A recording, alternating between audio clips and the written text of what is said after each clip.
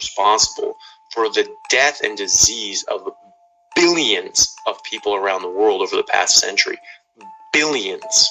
Everyone, almost everyone on Earth is affected by this, by these terrible recommendations, these outright frauds and lies from these drug-pushing assholes. People have gotten sick, they've gotten overweight, they've died early, they've died in disease and suffering, having dementia and Alzheimer's, and being enfeebled both mentally and physically.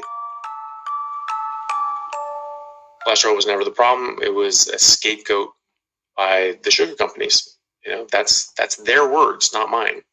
And so this was never the problem. We look at total cholesterol, then we're looking at LDL, then we're looking at ratios, and we're looking at ApoB. It's just shifting the goalposts. It was never the damn problem in the first place. You go back and you look at the data that was available at the time. There was no association whatsoever between cholesterol or LDL and heart disease at all. None. And in fact, things like the Framingham study showed an inverse association between total cholesterol and cardiovascular death and mortality, right? So the lower your total cholesterol, the more people died of heart attacks and strokes. So this was just misrepresented. This was the AHA, the American Heart Association, is a pack of lying somethings. And they have multiple times throughout the last century, in well-documented instances, been bought and paid for by the food industries, such as the sugar companies, or people on their boards or in charge of it being on the payroll of the sugar companies, the big food companies. Procter & Gamble bought Crisco from the Germans, who invented it as machine lubricant for tank gears, I believe. And Procter & Gamble bought it and said, yeah, let's just feed it to these idiots. And they paid the American Heart Association $20 million to lie and say that it was better for your heart than animal fats like lard and butter, and say it was really good for your heart. It's much better than this stuff. Don't want that. You want Crisco, this clean, wonderful Crisco, this clean, beautiful machine oil lubricant. It's disgusting, you know. And this isn't conjecture. This isn't a conspiracy theory. It's an historical fact. It's on the record. It's a matter of record. So again, I appreciate your doctor's concern, but that is just not what the evidence shows us. What the evidence shows us is that high LDL, low triglycerides means you're very metabolically healthy. You likely don't have metabolic syndrome. You're unlikely to have diabetes, and those are the major risk factors besides smoking and drinking for cardiovascular disease. And higher LDL is associated with longevity. Higher total cholesterol is associated with longevity. In studies with 12 million people for LDL, and we just see more and more and more data showing that LDL and total cholesterol have absolutely nothing to do with the development of heart disease. There have been 3 studies that I've found that show these results, but one that I'll mention is the 2009 study out of UCLA, where they looked at something like 134,000 people who've had a heart attack in, I believe it was just in America, and 73% had low or ideal LDL cholesterol, and about that many had low HDL as well. So HDL is much more predictive of getting a heart attack than LDL was. And of course, the conclusion of these authors were, apparently our threshold for LDL isn't low enough. We need to lower it even more. And it's either, well, if you keep lowering, and this is actual guideline recommendations. If you keep lowering your LDL, but your patient keeps having heart attacks, you just keep lowering that LDL. There's no lower threshold. You can just get rid of LDL, just have 0 of it. It's only poisonous. I mean, that's why our bodies make it, is because it's poison. It wants to kill us, and we just have to fight nature in order to not die. I mean, how stupid you have to be to believe that we have an internal kill switch that is just killing us from the inside. That's ridiculous. That's a ridiculous statement for any doctor or biologist, serious biologist, to make. But that's the recommendation. It's just lower it, lower it, lower it, lower. Well, when are you going to figure out that if you keep lowering LDL and they keep having heart attacks, when are you going to figure out the LDL isn't the bloody problem there? Use your damn head.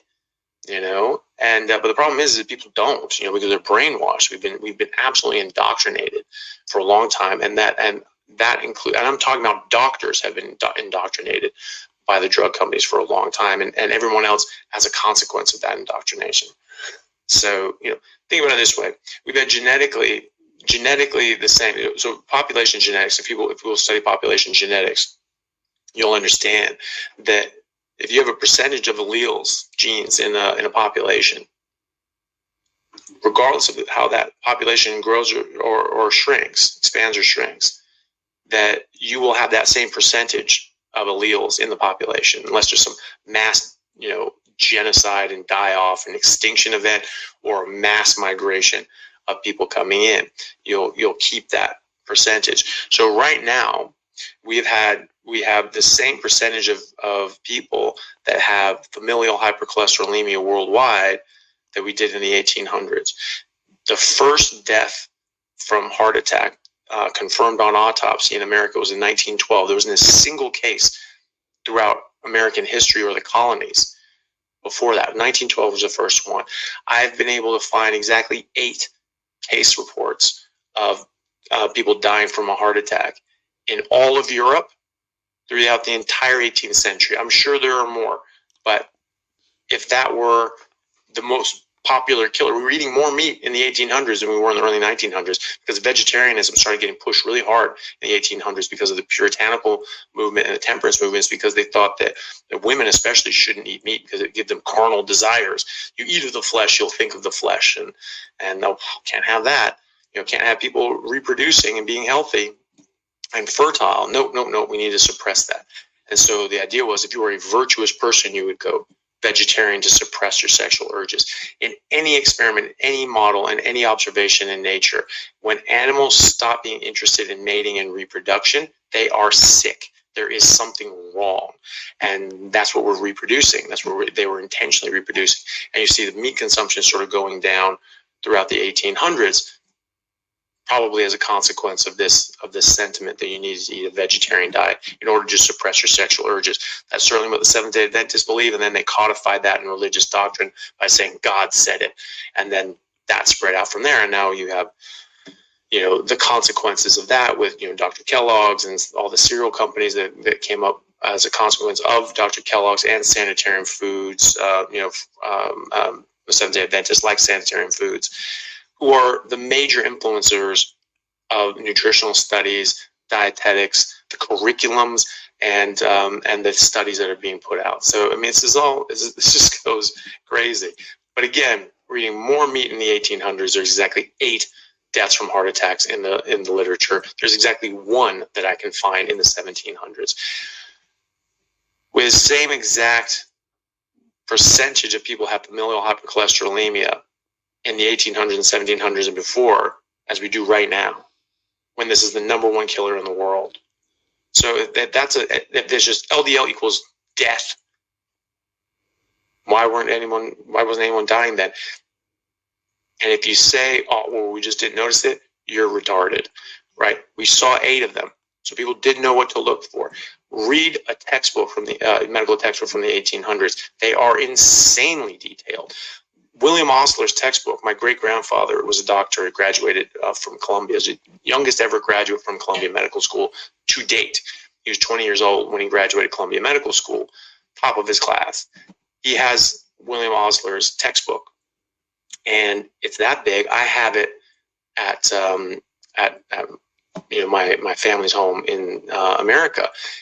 It is so detailed. There are so many maladies and pathologies of the heart, all these different ways that people can die, and then look and what happened. Oh, and this is what happened. This is not a single damn mention of any coronary thrombi in the coronary vessels. Why is that? It's just too stupid to figure it out. And these guys dissecting everything else about the heart, looking at all these different sorts of things, and they just totally missed that. Just totally missed this big blockage that killed off half the heart and it's scarred over. Really? You know, I mean, you have to be a special kind of stupid or ignorant to believe that. It's wrong. It's dead wrong. So why is it? Why is it the first heart attack, you know, proven on autopsy was in 1912 in America? 10 years later, there were many more. 10 years after that, #1 killer in America. Now it's the #1 killer worldwide. And there were 8 in all of Europe throughout the entire century of the 1800s. Why is that? Is it really because of cholesterol? Is it really because of meat? We're eating more meat in the 1800s than we were in the 1930s when this was the #1 killer in America, or became the #1 killer in America. We're eating more meat in 1912 than we were in 1930 when this became the #1 killer in America. It was a U-shaped curve. So we're eating less and less and less throughout the 1800s. It dips. It's at this trough in the 1920s and 30s when this becomes the #1 killer, and then it starts slowly coming back up. So there isn't even a correlation. So sorry I belabored that point, but it still really riles me up, obviously. But watch my video, The Truth About Cholesterol and Heart Disease. This has just killed billions of people. I mean, do we get that? Do people understand that? Like, this has been responsible for the death and disease of billions of people around the world over the past century. Billions, right? So almost everyone on earth is affected by this, by these terrible recommendations, these outright frauds and lies from these drug-pushing assholes. And people have gotten sick. They've gotten overweight. They've died early. They've died in disease and suffering, and in having dementia and Alzheimer's, and being enfeebled both mentally and physically by the billions. You have 35-year-old men and women having heart attacks and dropping dead in front of their children. You know, they're robbed of their entire life with their kids. Those kids are robbed of their parents for the rest of their life because these assholes, you know, just wanted to make a buck. You know, that pisses me off, and everyone should be pissed off by this. Oh, well, you know, it doesn't. Oh, bullshit. F you for ever putting this up. F you for trying to push this nonsense on people. F you for trying to keep propagating this bullshit when we have hard evidence it was a con in the first place.